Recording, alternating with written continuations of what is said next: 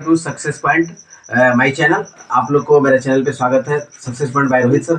आज आप लोग को जो 25 तारीख को एग्जाम होने वाला है आपका एसएसटी का 10th का, तो उसका हम 30 क्वेश्चन, टॉप 30 क्वेश्चन बताएंगे और आपको सफर करेंगे। इसका एक्सप्लेनेशन के साथ चारों ऑप्शन को मैं बताऊंगा और आपको केवल मेरे साथ 10 मिनट बन के रहना है और उसी में से गारंटी के साथ आपका एग्जाम का 15 क्वेश्चन रहेगा गारंटी के साथ। आइए हम क्वेश्चन का सफर करते हैं। तो पहला क्वेश्चन है बच्चों कि इटली का एकीकरण कब पूरा हुआ था। तो आप लोग को याद है इटली का एकीकरण कब पूरा हुआ था? इसका सही आंसर होगा 1871। अब देखिए इसमें है कि इटली का एकीकरण शुरुआत कब हुआ था। तो इटली का एकीकरण शुरुआत 1861 में हुआ था, लेकिन अंत कब हुआ था? 1871। यानी कि पूरा कब हुआ तो 71 मारिएगा, अगर शुरुआत कब हुआ 1861 मारिएगा। तो this is your right answer. ठीक है, आइए हम लोग सेकंड क्वेश्चन चलते हैं। सेकंड क्वेश्चन है नेपोलियन बोनापार्ट कौन था? आप लोग जानते हैं नेपोलियन बोनापार्ट कौन था। तो ये कौन था? फ्रांस का एक सम्राट था। ठीक है, यानी कि फ्रांस का क्या था? सम्राट था। आपको याद करना है नेपोलियन बोनापार्ट कौन था? फ्रांस का एक सम्राट था। तीसरा क्वेश्चन की अगर हम लोग बात करते हैं प्रथम विश्व युद्ध कब पूरा हुआ था। तो बच्चों हम लोग को याद रखना है कि प्रथम विश्व युद्ध की शुरुआत 1914 में हुआ था और अंत जो है 1918 में हुआ था। यानी कि 14 से लेकर के 18 तक आपका प्रथम विश्व युद्ध चला था। आपको याद रखना है 14 से 18, तो कितना वर्षों तक? तो यानी कि 4 से 5 वर्षों तक चला था। आपको याद रखना है कंफर्म कि 1914 से 1918 तक। अगर हम लोग क्वेश्चन नंबर 4 की बात करते हैं कि नमक बनाकर कानून का कब उल्लंघन किया। आप लोग को याद है कि महात्मा गांधी ने दांडी से अपना यात्रा प्रारंभ किया था और उन्होंने नमक कानून बनाया और नमक कानून का क्या क्या उल्लंघन किया। तो यानी कि उन्होंने अपनी यात्रा का शुरुआत जो कब किया था, तो यात्रा का शुरुआत 12 मार्च 1930 ईस्वी को क्या था और 6 अप्रैल 1930 को उन्होंने वहां पर पहुंचा। यानी कि कब कानून, यानी कि इनकी 12 मार्च को शुरुआत किया और 6 अप्रैल 1930 को वो वहां पर पहुंचा। यानी कि यह जो है 24 दिन का यात्रा था। तो इसका सही आंसर होगा बच्चों 6 अप्रैल 1930।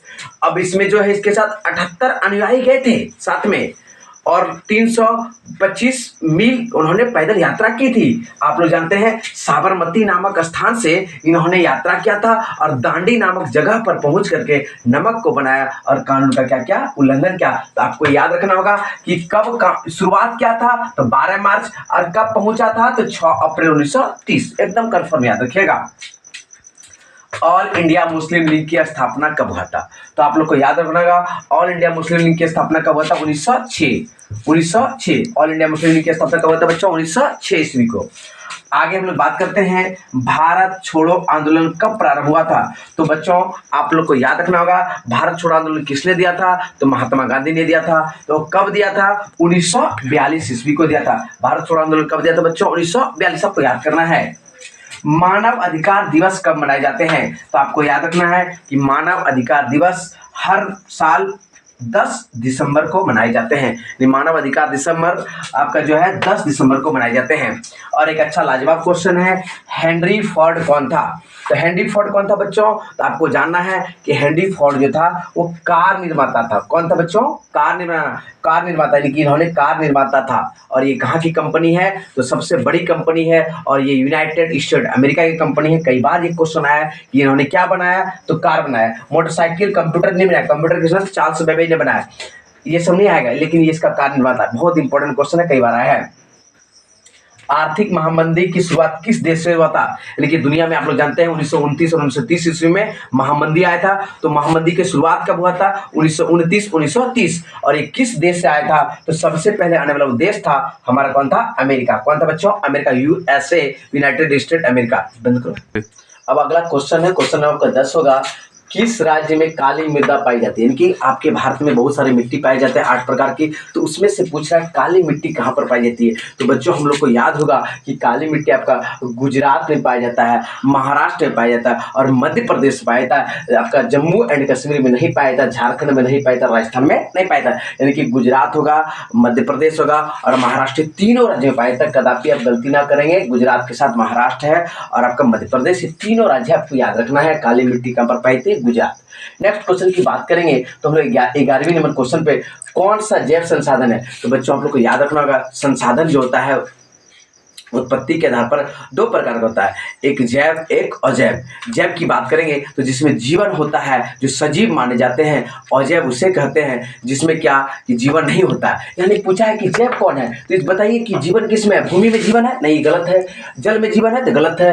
मानव, इनकी आपका राइट आंसर है। क्या होगा? जैव संसाधन क्या होगा बच्चों? मानव होगा। जबकि चट्टान क्या है आपका? अजैव संसाधन है। जल अजैव है और भूमि क्या है बच्चों? अजैव संसाधन है। आगे अगर हम लोग 12वीं नंबर क्वेश्चन की बात करते हैं, नवीकरणीय योग्य संसाधन क्या है, तो हम लोग जानते हैं कि संसाधन जो है समाप्यता के आधार पर दो प्रकार का होता है, एक नवीकरणीय और दूसरा अनवीकरणीय, जिसका हम बार बार प्रयोग कर सकते हैं, लाइफ टाइम प्रयोग कर सकते हैं। रिन्यूअल है जो बार बार प्रयोग कर सकते हैं, जो कभी समाप्त नहीं होगा उसे नवीकरणीय कहते हैं, और जो कुछ दिनों के बाद बच्चों समाप्त हो जाएगा वो क्या कहता है? अनवीकरणीय कहलाता है। तो आप ही बताइए नवीकरणीय योग्य संसाधन क्या है? तो वन, भाई इसका बार बार प्रयोग कर सकते हैं। जल बार बार प्रयोग कर सकते हैं। पवन ऊर्जा यानी कि पवन ऊर्जा, सौर ऊर्जा, इसका हम लोग बार बार प्रयोग कर सकते हैं। तो इसका आंसर हो जाएगा बच्चों इनमें से सभी, ऑल ऑफ दीज। आगे अगर हम लोग क्वेश्चन नंबर 13 की बात करते हैं बच्चों, तो मृदा अपरदन का कौन सा कारक नहीं है? तो मृदा अपरदन होता क्या है? पहले आप समझिए कि माटी का बह के एक जगह से दूसरे जगह चले जाना, उसका कारणभूत हो सकता है या तो हवा हो सकता है या तो जल हो सकता है। तो माटी का एक जगह से भाग के दूसरे जगह जाना तो मृदा अपरदन कहलाता है। तो इसका रीजन पूछा है, कौन सा कारक नहीं है या नहीं पूछा है? तो जल ये तो बोले है, वायु ये है, लेकिन वन ये भी है जंगल काटने से, लेकिन हिम मैंने क्या होता है? बर्फ का पिघलना। तो ये जो है बर्फ का पिघलना मिट्टी अपरदन का कारण नहीं होगा। स्टार्ट। उत्तर भारत में कौन सा, क्वेश्चन नंबर 14, उत्तर भारत में कौन सी मिट्टी पाई जाती है? तो जानते हैं भारत में बहुत प्रकार की मिट्टी पाई जाती है, तो उसमें से उत्तर भारत में बच्चों आपका कौन सी मिट्टी पाई जाती है? जलोढ़ मिट्टी। तो जलोढ़ मिट्टी क्या है? 2 मिनट एक्सप्लेन कर देता आपको कि नदियों के द्वारा या गंगा के मैदान के द्वारा बहा कर लाई गई मिट्टी को जलोढ़ मिट्टी कहते हैं। ये आपके उत्तर भारत में सबसे ज्यादा पाया जाता है, वो गंगा के किनारे में पाया जाता है। जलोढ़ मिट्टी को हम लोग 2 पार्ट में बांटते हैं, एक है खादर और दूसरा क्या बच्चों? बांगर। खादर को नई मिट्टी कहते हैं और पुरानी मिट्टी को बांगर कहते हैं। खादर जो होता है वो चिकनी होता है, जबकि बांगर जो होता है पुरानी होता है। खादर जो उपजाऊ होता है जबकि बांगर कम उपजाऊ होता है। यानी कि आपको याद रखना है जलोढ़ मिट्टी क्या है बेटा? कि खादर और बांगर। ठीक है, आइए हम लोग क्वेश्चन नंबर 15 की बात करते हैं। बक्सर टाइगर रिजर्व किस राज्य में पाया था? एकदम बहुत इंपॉर्टेंट क्वेश्चन है। बक्सर से कोई भूल के बिहार मत बात दीजिएगा, बक्सर बिहार नहीं होगा। बक्सर जो है टाइगर रिजर्व कहाँ होगा बच्चों? तो आपका पश्चिम बंगाल होगा। बिहार में आपका एक पक्षी विहार है, कांवर पक्षी विहार, जो आपका बेगूसराय में है। असम की बात करेंगे तो असम में आप लोग जानते हैं कि मानस जो है आपका असम में है, और केरल में आपका पेरियार है। यानी कि आपको केरल में पेरियार और असम मानस, बिहार में आपका पक्षी कंवर विहार है। अब हम लोग क्वेश्चन नंबर 16 की बात करते हैं। कुल जल का पीने लायक जल कितना है? इनकी टोटल 100% जल है, तो पूरा भारत में यानी कि पूरा वर्ल्ड में कितना % जल को लोग पी सकता है? यानी खारा जल और पीने जल, मीठा जल। खारा जल की बात करेंगे तो 97%, 97.5 है, जबकि पीने लायक जल, मीठा जल जो है वो 2.5 है। याद रखिएगा 2.5 जल है जो है बड़ा पीने लायक है। क्वेश्चन नंबर हम लोग 17 की बात करें। खरीफ फसल का एक उदाहरण है, यानी कौन सा खरीफ फसल उदाहरण है? तो आप लोग जानते हैं भारत में 2 तरह की फसल होती है, खरीफ फसल और रबी फसल, और एक होता है जायद फसल जिसे गर्मा फसल भी कहते हैं। तो बच्चों खरीफ फसल जिसे उसे कहते हैं कि जिसे जून जुलाई में बोया जाता है और अक्टूबर नवंबर में क्या करता है? काटा जाता है। तो आप देख रहे हैं चावल आपका खरीफ फसल है, मक्का आपका खरीफ फसल है, दोनों। तो इसका उदाहरण क्या होगा बच्चों? दोनों आपका उदाहरण होगा। जबकि रबी फसल की अगर हम लोग बात करेंगे तो उसे नवंबर दिसंबर में बोया जाता है और मार्च अप्रैल में काटा जाता है। और जायद फसल की अगर हम लोग बात करते हैं तो गर्मा फसल यानी कि गर्मी के दिनों में जो बोया जाता है उसे जायद फसल कहते हैं। अब तक जो हम जितना क्वेश्चन बताए आप इसका रिवीजन कीजिए और इसी तरह आप देखते रहिए। आगे कल हम फिर वीडियो अपलोड करेंगे। आप मेरे चैनल को लाइक करें, शेयर करें, सब्सक्राइब करें, दोस्तों को जरूर शेयर करें, क्योंकि इसी से आपका 10 क्वेश्चन रहेगा गारंटी के साथ।